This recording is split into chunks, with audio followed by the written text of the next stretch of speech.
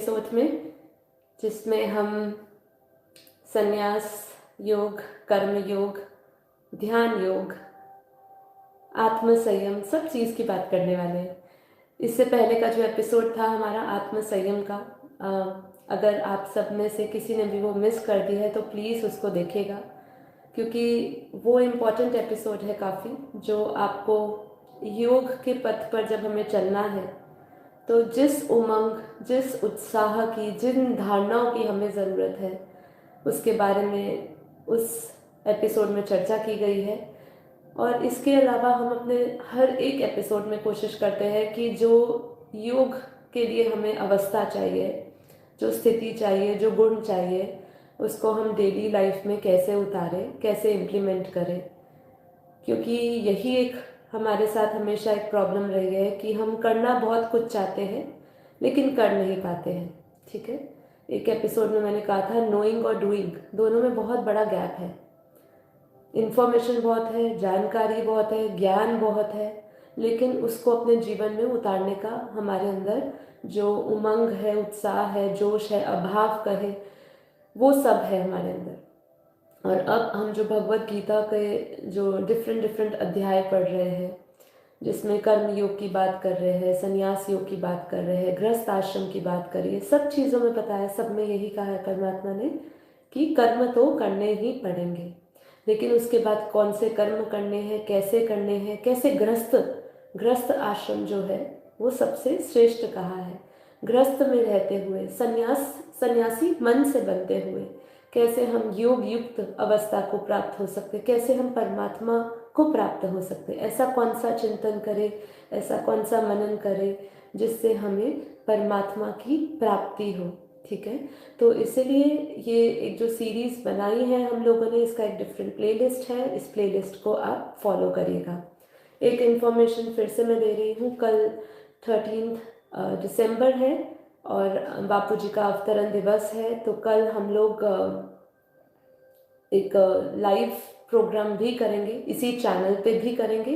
बापू जी का जो official channel है बापू जी दशरथ भाई पटेल के नाम से जो है, उस पे भी हम लाइव करने वाले हैं, उसी पे ही मेन लाइव रहेगा। और उसके साथ साथ जो लोग उस चैनल पे अभी तक नहीं जुड़े हैं, बापू जी के चैनल पे नहीं जुड़े और सिर्फ इसी चैनल पे अभी तक जुड़े हैं, उनके लिए ये स्पेशली लाइव टेलीकास्ट किया जा रहा है कि उनको पता चले कि जो भी हम बातें कर रहे हैं, उनकी जो सोर्स है, जो पावर है, जो एनर्जी है, वो पीछे कौन है हमारे, वो बापू जी है। और उनको प्रत्यक्ष कल हम इस चैनल में फर्स्ट टाइम लाइव लाने वाले हैं बापू जी को, वो 10 से 11 रहेगा। और एक चीज़ और मैं कह दूं कि कल हमारा स्पेशल मेडिटेशन रहने वाला है, स्पेशल योग होगा हमारा, केवल योग ही करेंगे हम कल। और हमारा पूरा कल योग समर्पित रहेगा बापू जी के लिए, जो उन्होंने हमें दिया है, जो हमने उनसे पाया है अपने पूरे जीवन में, इस जीवन के बाद भी जो हमें उनसे मिलने वाला है, उसके लिए हमें उनको धन्यवाद करेंगे। तो कल आप ज़रूर मेरे साथ जुड़ेगा। आज का हम एक एपिसोड को आगे बढ़ाते हैं। ओके, चलिए। ये शुरुआत करने से पहले मैं एक आपको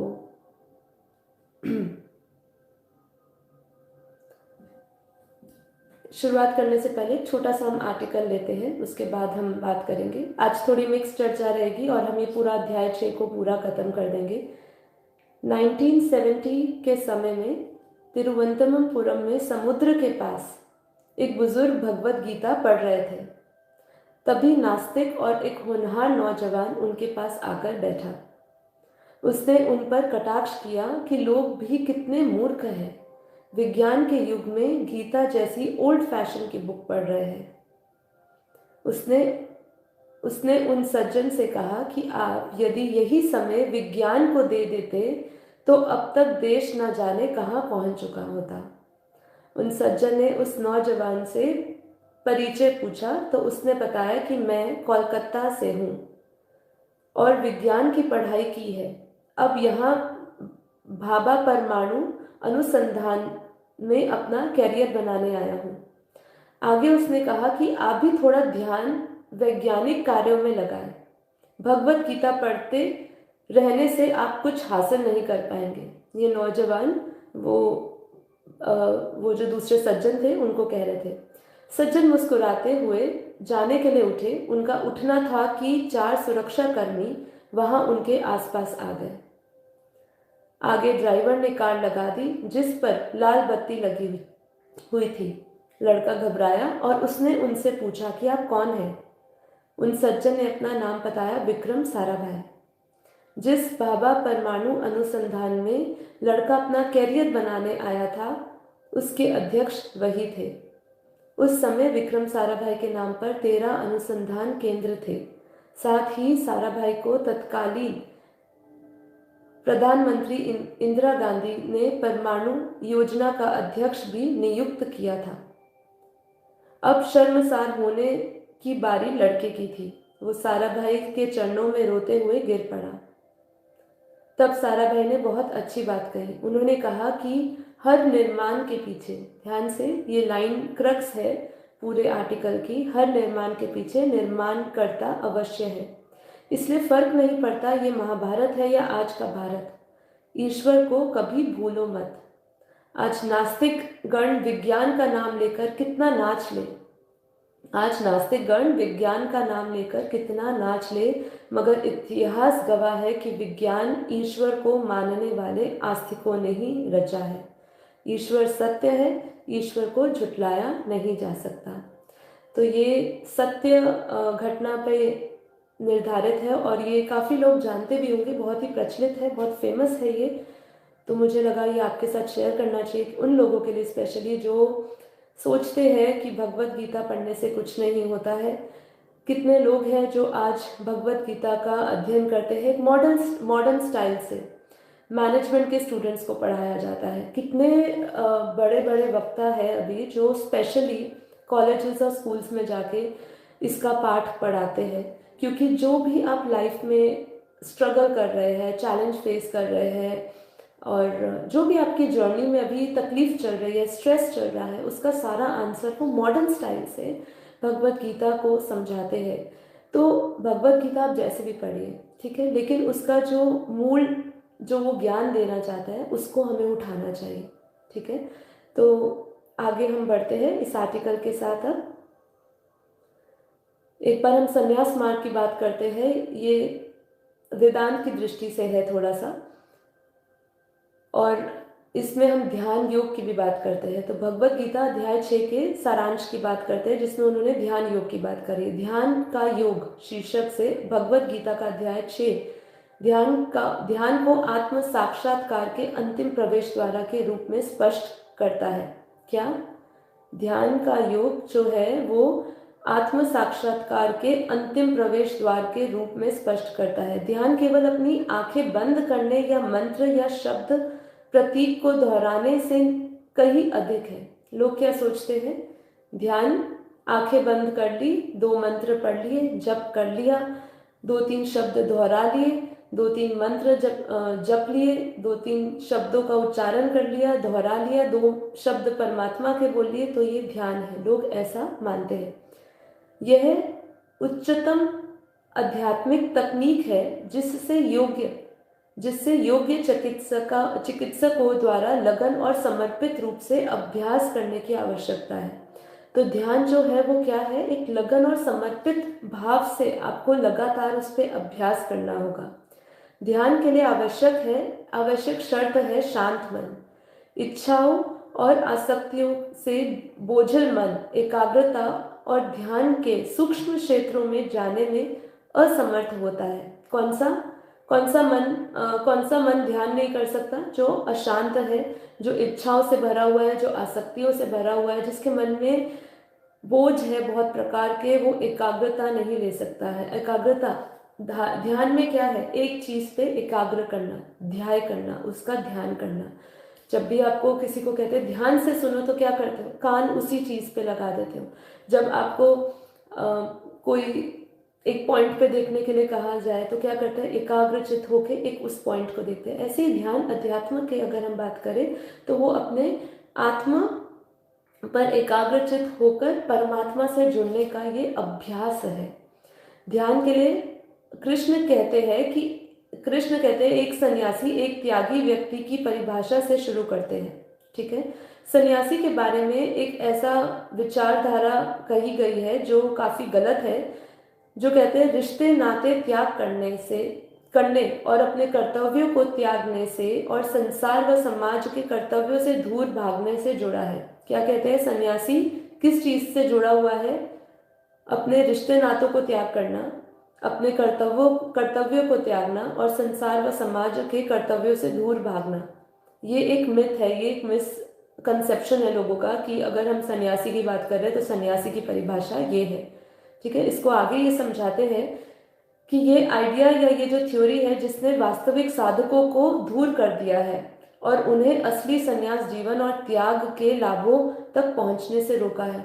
जो अपने लाइफ में इस संन्यास के ऊपर जाना चाहते हैं या जो साधक ऐसे हैं जो ये जीवन जीना चाहते हैं, जीवन का एक बार चलना चाहते हैं, वो पहले ही भयभीत हो जाते हैं। उनको समाज भी रोक लेता है क्योंकि समाज ही ये समझ के बैठा हुआ है कि संन्यास का मतलब है त्याग, कर्मों का त्याग कर लेना है, संसार का त्याग कर लेना है, कर्तव्यों से दूर हो जाना है। लेकिन भगवत गीता ये नहीं समझाती है। भगवत गीता क्या समझाती है वो अभी हम समझेंगे। कृष्ण एक सन्यासी का वर्णन एक ऐसे व्यक्ति के रूप में करता है जो वह कहता है कि जो उसे करना चाहिए वो कहते हैं जो उसे करना चाहिए अपने कर्तव्यों और जिम्मेदारियों को पूरी तरह से पूरा करता है और कर्म के फल पर निर्भर नहीं होता है। एक सन्यासी वह नहीं है जिसके पास कोई उच्च आदर्श नहीं है, ना ही वह एक निष्क्रिय व्यक्ति है, मतलब आइडल खाली बैठा हुआ नहीं है, निष्क्रिय नहीं है। वो करता हुआ होते हुए अकर्ता में है, मतलब वो फल पे निर्भर नहीं है। कृष्ण अब आध्यात्मिक विकास के 3 चरणों का एक उत्कृष्ट विवरण देते हैं। एक सक्रिय योगी है, योगी से एक ध्यानस्थ सन्यासी और अंत में एक ही उच्च अवस्था तक ज्ञानी प्रबुद्ध एक। क्या कह रहे हैं वो? एक सक्रिय योगी, योगी के आगे क्या शब्द लगा है? सक्रिय, मतलब वो सचेत है, वो कर्म कर रहा है, कर्म करते हुए करता है, अकर्म कर रहा है। ठीक है, और एक सक्रिय योगी से एक ध्यानस्थ सन्यासी जो अपने भीतर के मन की सभी वृत्तियों पर विजय प्राप्त कर चुका है, जो अपनी मन रूपी इंद्रियों पर, शरीर पर विजय प्राप्त कर चुका है, और अंत में एक ही उच्च अवस्था तक ज्ञानी प्रबुद्ध एक। ठीक है, जो ज्ञानी इंसान है, ठीक है, ज्ञान योग की भी बात करें ना तो यहाँ पे तो जो ज्ञानी इंसान है वही ये सब इस अवस्थाओं को प्राप्त कर सकता है। कौन सी अवस्थाओं को? सक्रिय योगी बन सकता है, ध्यानस्थ सन्यासी बन सकता है, और अंत में ज्ञान योग ज्ञान स्वरूप बन सकता है। कृष्ण बाहरी दिखावे के बजाय मानसिक अवस्थाओं के संदर्भ में 3 चरणों का वर्णन कर रहे हैं। ठीक है, यहाँ पे बाहरी दिखावा नहीं है कि हमने कपड़े पहन लिए, हमने सफेद कपड़े पहन लिए या हमने भगवा कपड़े पहन लिए और हम सन्यास हो गए। ये तो अपने मन की विचारधारा है, जो चीज़ आपको पसंद है आप वो करिए। लेकिन यहाँ पे कृष्ण किस चीज़ के ऊपर भार डाल रहे हैं? मानसिक अवस्थाओं पर। इस प्रकार किसी को आध्यात्मिक होने के लिए गेरुआ वस्त्र धारण करने या अनुष्ठान करने या स्वयं को सांसारिक भोगों से वंचित करने की आवश्यकता नहीं है। जरूरत सिर्फ है मानसिकता में बदलाव लाने की। क्या? मानसिकता की बदलाव।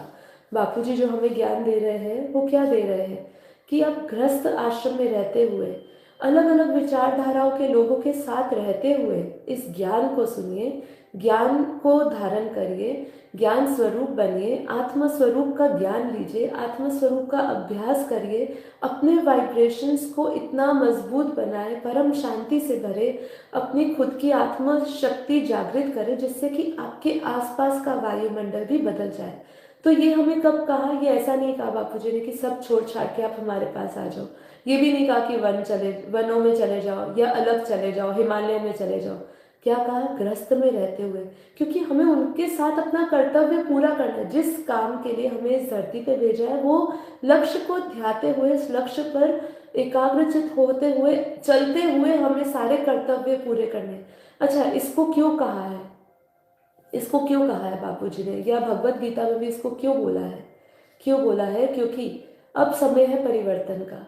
हम अनंत जन्म से जन्म मरण के चक्र में आते जा रहे हैं, आते जा रहे हैं। अब समय है कि हम ये जन्म मरण के चक्र से मुक्त हो जाए। अब आप जन्म मरण के चक्र से कैसे मुक्त होगे? जो आपको कर्म क्षेत्र में अपने कर्तव्यों को पूरा निभाना है, वो कर्तव्यों को पूरा निभाए बिना नहीं जा सकते हो। जिनके साथ आपका कर्म जुड़ा हुआ है, उनके साथ अपना कर्म बंधन चुकता किया हुआ नहीं जा सकते हैं। अब आपके पास दो ऑप्शन है। हम कर्म तो चुकता करना ही है, रहना उनके साथ ही है।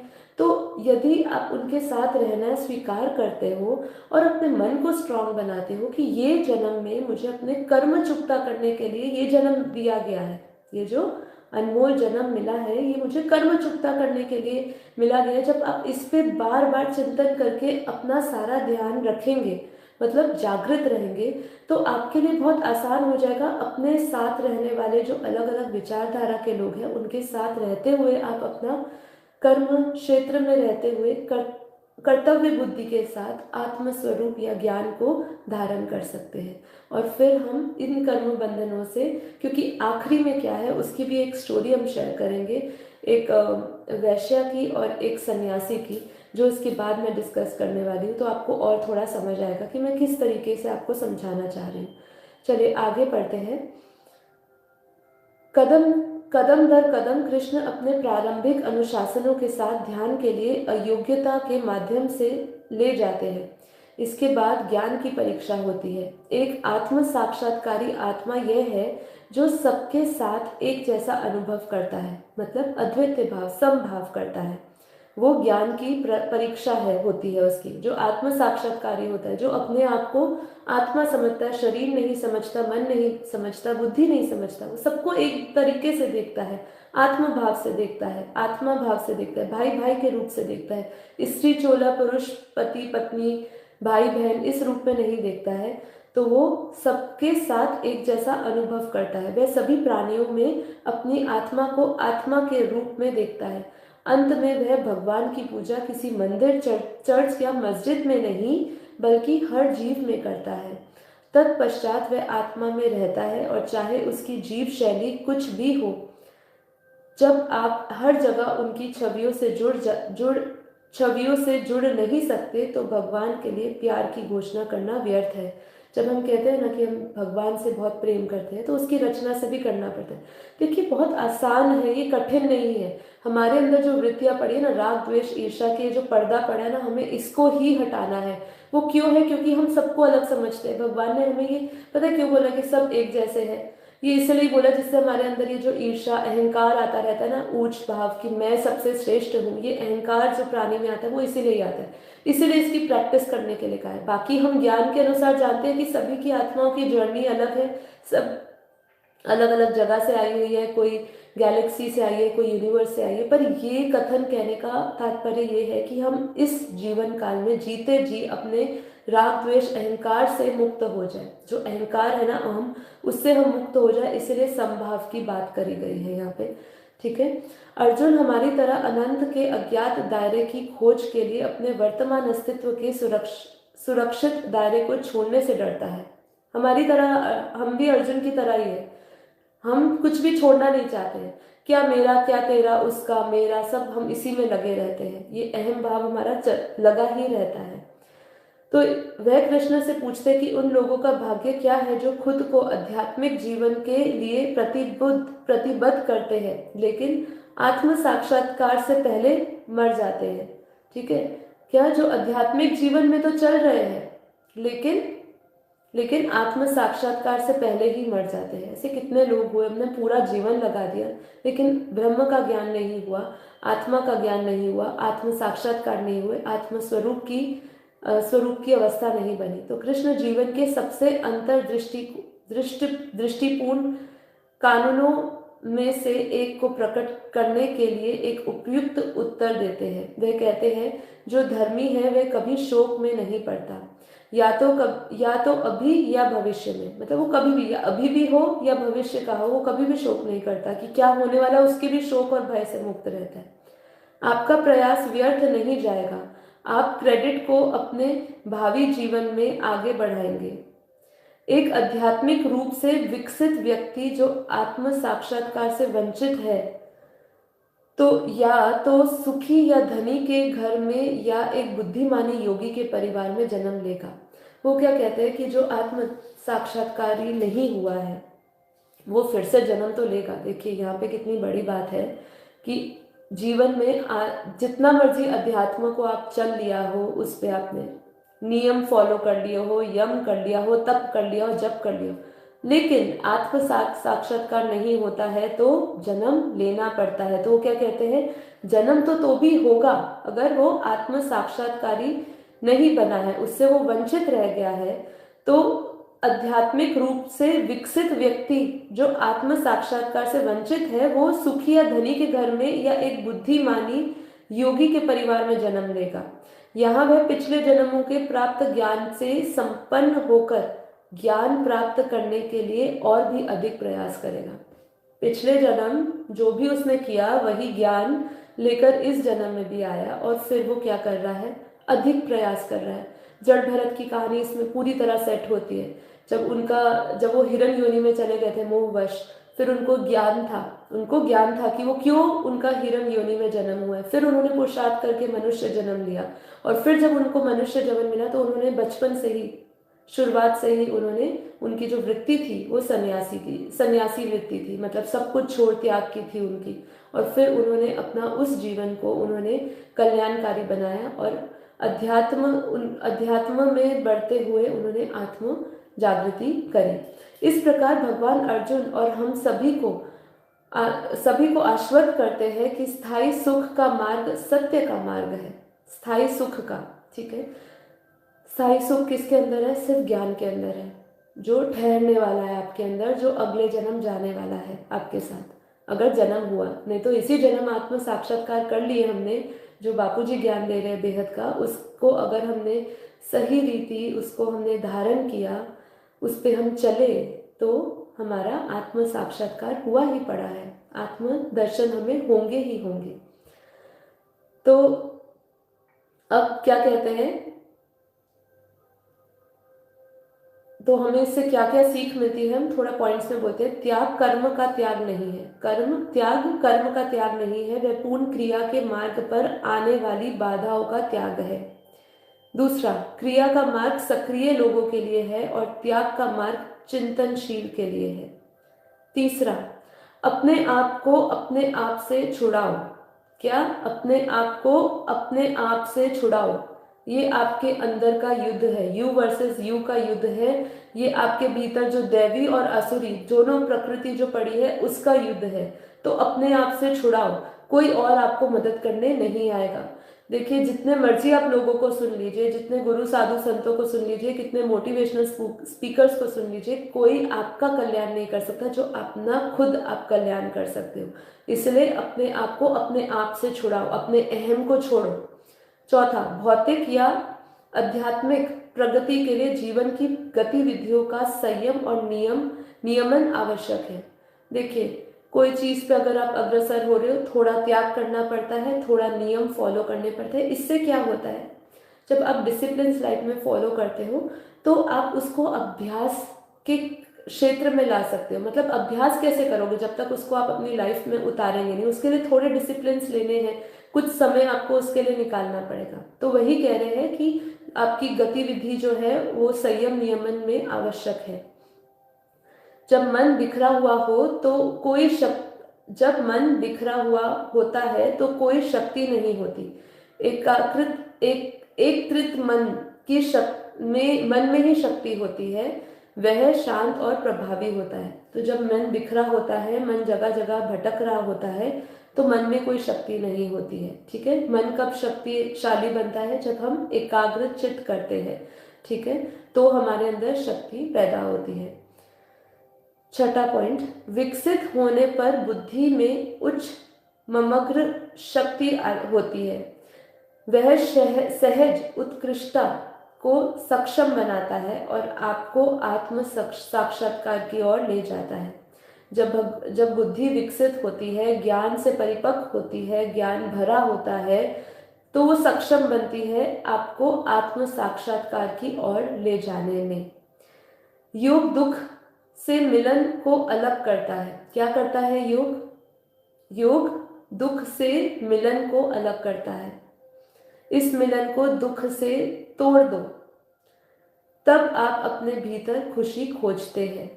ठीक है, जब हम योग करते हैं, योग से क्या होता है, हमें संतुष्टि मिलती है, आनंद मिलता है। सुख भी नहीं, यहाँ सुख कहा है, सुख नहीं, आनंद मिलता है, ब्लिसफुल स्टेट। सुख तो आना जाना लगा रहेगा, दुख आना जाना लगा रहेगा। सुख भौतिक वस्तुओं से मिलता है, आनंद जो है वो अध्यात्म की शक्ति से, जब हम अपने आप से जुड़ते हैं, स्वयं से जुड़ते हैं, परमात्मा से जुड़ते हैं, वो ब्लिसफुल इनफाइनाइट स्टेट है। ठीक है, तो हमें वो मिलता है। तो वो छोड़ दो, क्या छोड़ दो, इस मिलन को, दुख से तोड़ दो। कौन से मिलन को, कौन से मिलन से, योग के मिलन से। दुख से तोड़ दो, दुख से अपना नाता तोड़ दो। सभी इच्छाएं संस्कारों से उत्पन्न होती है, तो क्या करना है, संस्कारों को बदलना है। आध्यात्मिक विकास की कसौटी दूसरों में स्वयं को और स्वयं से भी सभी प्राणियों को देखने की क्षमता। अध्यात्म विकास की कसौटी पर चलते हुए क्या करना है, दूसरों में स्वयं को और स्वयं को सभी प्राणियों को देखने की क्षमता। भलाई करने वाले को कभी कष्ट नहीं होता, स्वार्थी लोगों का नाश होता है। ठीक है, तो इससे हम क्या सीखे हैं, स्व परिवर्तन ही विश्व परिवर्तन का मार्ग है। ठीक है, इसीलिए जो दूसरों की भलाई कर रहे हैं, मतलब जो अपना श्वास दूसरों के कल्याण के लिए लगा रहे हैं, उनका अकल्याण कभी नहीं हो सकता। मैं हमेशा एक लाइन कहती हूँ जो मेरी सबसे फेवरेट है, जो दूसरों को प्रकाश दे रहे हैं वो स्वयं अंधकार में नहीं रह सकते हैं। ठीक है, तो ये चीज हमेशा ध्यान रखो। आपका हर एक कर्म, हर एक तप, हर एक त्याग, उसका कहीं ना कहीं आपको फल मिलेगा, वो अलग बात है, हमें उसकी फल की चिंता नहीं करनी है, लेकिन दूसरों का कल्याण जरूर होगा। ठीक है, तो इस परम सत्य मार्ग पर चलते रहिए, चलते रहिए। ओके, तो अभी आगे, ठीक है, आगे हम पढ़ते हैं। अब इसमें एक कथा की बात हो रही है, हम ये कथा की बात करते हैं, बहुत ही सुंदर है, सुनिएगा। एक नगर में एक ही दिन दो मृत्यु हो गई थी। बड़ी अजीब घटना थी। एक योगी और एक वैश्य, दोनों एक ही दिन एक ही घड़ी में संसार से चल दिए गए। दोनों का आवास भी आमने सामने था। आवास मतलब दोनों का रहना जो था वो भी आमने सामने था। दोनों जिए भी साथ ही साथ और मरे भी साथ ही साथ। एक और गहरा आश्चर्य भी था, वह ये था कि वह तो योगी और वैश्य को छोड़ और किसी को ज्ञात नहीं था। क्या कि जैसे ही उनकी मृत्यु हुई वैसे ही उन्हें ले जाने के लिए ऊपर से दूत आए। तो क्या था, एक वैश्य और एक योगी, दोनों की मृत्यु एक साथ हुई, एक ही जगह पर, एक आमने सामने ही रहते थे और एक साथ ही रहे, एक ही साथ मरे। तो पर उनकी आश्चर्यजनक यात्रा में क्या था फर्क, कि एक योगी था और एक वैश्य था, और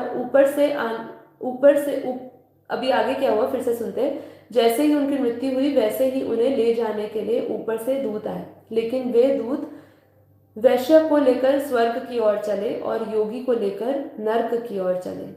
ठीक है, योगी ने कहा, मित्रों निश्चय ही कुछ भूल हो गई है। वैश्य को स्वर्ग की ओर लिए जाते हैं और मुझे नर्क की ओर। ये कैसा अन्याय है, ये कैसा अंधेर है। उन दूतों ने कहा, नहीं महानुभव, ना भूल है, ना अन्याय है, ना अंधेर है। कृपा कर थोड़ा नीचे देखे, कृपा करके थोड़ा नीचे देखिए। अब वो जो दूत थे वो योगी को ऊपर से उसको नीचे धरती पे दिखा रहे थे। ठीक है, क्योंकि वो कह रहा था मेरे साथ अन्याय हो रहा है। तो योगी नीचे देखता है धरती पर और वहां उसके शरीर को फूलों से सजाया गया और उसका विशाल जुलूस निकाला जा रहा है। हजारों हजारों लोग राम धुन गाते हुए उसके शरीर को शमशान की ओर ले जा रहे थे।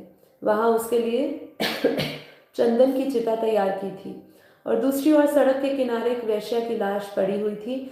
उसको कोई उठाने वाला नहीं था और उसको गिद्ध और कुत्ते खा रहे थे।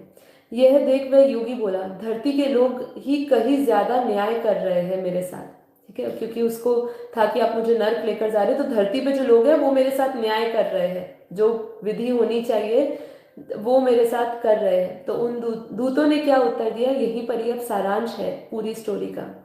क्योंकि धरती के लोग केवल यही जानते हैं जो बाहर से दिख रहा है, शरीर से ज्यादा गहरी उनकी पहुंच नहीं है। किंतु असली सवाल तो शरीर का नहीं है, यहाँ मन का है। शरीर से तुम सन्यासी थे, किंतु मन में तुम्हारा क्या था? क्या सदा ही तुम्हारे मन वैश्यों में अनुरुक्त नहीं था? क्या सदा ही तुम्हारे मन में यह वासना नहीं जागती रही कि उधर वैश्यों के घर में कैसा सुंदर संगीत और नृत्य चल रहा है, वहां बड़ा बड़ा आनंद आता होगा, और मेरा जीवन कैसा नीरस है? और उधर वह वैश्या थी, वह निरंतर ही सोचती थी कि योगी का जीवन कैसा आनंदपूर्ण है। रात्रि को जब तुम भजन गाते थे तो वो भाव विभोर हो रोती थी। इधर सन्यासी के अहंकार से तुम भरते जा रहे थे। क्या तुम सन्यासी के अहंकार से भरते जा रहे थे, और उधर पाप की पीड़ा से वह विनम्र होती जा रही थी। तुम अपने तथाकथित ज्ञान के कारण कठोर होते गए। जो तुम कथा के रूप में ज्ञान सुनाते रहते हो, उससे तुम कठोर होते गए, और वह अपनी अज्ञान बोध के कारण सरल होती गई। अतः तुम्हारा अहंकारग्रस्त व्यक्तित्व बचा, और उसका अहंकार शून्य व्यक्तित्व बचा। मृत्यु के क्षण में तुम्हारे चित्त में अहंकार था, वासना थी। उसके चित्त में ना अहंकार था ना वासना थी। उसका चित्त तो परमात्मा के प्रकाश, प्रेम और प्रार्थना से परिपूर्ण था। यही सत्य है। क्या यही सत्य है? जीवन का सत्य बाहरी आवरण में नहीं है। फिर बाहरी के परिवर्तन से क्या होगा? ठीक है, ये मैं आप पे आखिरी क्वेश्चन छोड़ देती हूँ कि बाहरी परिवर्तन से क्या होगा। बाहरी परिवर्तन दिखा दिए कि हमने ये लाइफस्टाइल जी रहे हैं, उससे कुछ नहीं होगा। देखिए, ये जज कौन करेगा? आप मुझे यहाँ जज नहीं कर सकते, मैं आपको वहाँ जज नहीं कर सकती। आप खुद स्वयं को जज करिए। किसी के अंदर क्षमता नहीं है। मैं यहाँ पे अच्छे अच्छे वचन बोल रही हूँ, ज्ञान की बात कर रही हूँ, और ये अगर एपिसोड खत्म होते ही मैं अज्ञानता में चले जाती हूँ तो क्या फायदा? क्या फायदा? मैं इतने अच्छे अच्छे बोल रही हूँ, कोई फायदा नहीं। पर इसको जज कौन करेगा? क्या आप मुझे जज करेंगे कि नहीं, मैं तो इतनी अच्छी बातें कर रही हूँ तो निश्चित रूप से मैं अच्छी ही होंगी? ये मैं खुद करूँगी, ये मैं खुद करूँगी। ये इसीलिए कहते हैं ना कि आप जब कोई भी कर्म करते हो ना, तो आपको ऐसा लगता है कोई आपको देख नहीं रहा है। ये भी ऐसा ही है कि हमारे अंदर जो विचार है, हमें लगता है इसका कहीं लेखा जोखा नहीं हो रहा है, लेकिन परमात्मा के घर में सब चीजों का रिकॉर्ड जा रहा है। बापू जी कहते हैं ना, सब चीज, आपकी आत्मा का हर एक रिकॉर्ड ऊपर जा रहा है। किसी चीज से आप बच नहीं सकते हो। इसलिए अपना बाहरी परिवर्तन पे ज्यादा समय मत लगाइए कि मुझे ये करना है, वो करना है। ऑफ कोर्स हमें अपना एक लाइफस्टाइल जीना है, एक हमें सरल जीवन जीना है, टू मच में नहीं जाना है, ये सही बात है। और इसको आप करेंगे तो लाइफ में आप उतने मोह माया में कम फंसेंगे। ये आप क्यों करते हो? अपने आप को सरल और सहज बनाने के लिए, मोह माया में ना फंसने के लिए। ये दिखावे के लिए नहीं कर रहे हो कि मैं ऐसे रहूंगी तो लोग मेरे बारे में क्या कहेंगे, उसके लिए मत करें। लोग क्या कहेंगे उसकी चिंता करते करते कितने लोग मर गए, आत्म साक्षात्कार नहीं हुआ, क्योंकि वो दिखावे में ही पड़े रहे, दिखाने में ही लगे रहे कि देखो मैं आपके सामने ऐसे आ रहा हूँ या आ रही हूँ। इससे कुछ नहीं होगा। अपने अंदर परिवर्तन के लिए तत्पर रहिए, तैयार रहिए, उस पर आप काम करिए। ठीक है, बाहरी परिवर्तन अपने आप झलकता है। जब अंदरूनी परिवर्तन आता है ना, तो बाहरी आपकी जो ऊर्जा है, ऊष्मा है, उसमें एक अलग सा ही दिव्यता आती है, और वो आपके वस्त्र से, आपके रहन सहन से नहीं झलकती है, वो आपके संस्कार और गुणों से झलकती है। ठीक है, अब थोड़ी सी और चीज सुन लेते हैं, फिर ये आज हम खत्म भी कर देंगे, और फिर इसके बाद हमारा ध्यान योग करेंगे। ओके, तो थोड़ी देर और मेरे साथ बने रहिए, ज्यादा नहीं, 5-7 मिनट और ले लेते हैं। ठीक है।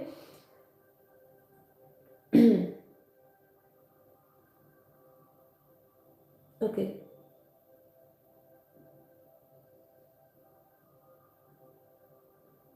जब अर्जुन ने भगवान श्री कृष्ण से कहा कि योग की विधि जिसके द्वारा समत्व भाव दृष्टि मिलती है, इसका इस इसका कि आपके द्वारा वर्णन किया जा रहा है, मन की चंचलता के कारण मैं इस स्थिति में स्वयं को अधिक समय तक स्थिर नहीं रख पा रहा हूँ। क्या क्या होता है? अर्जुन क्या सवाल पूछ रहे हैं कि जो आप मुझे अब तक योग की विधि बता रहे हैं उससे क्या हो रहा है? जो भी आप मुझे बता रहे हैं, मन की चंचलता जो है, मन की चंचलता के कारण मैं इस स्थिति में हमेशा के लिए स्थिर नहीं रह पा रहा हूं।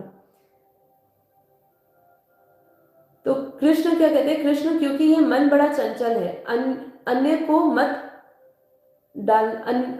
मत डालने वाला है।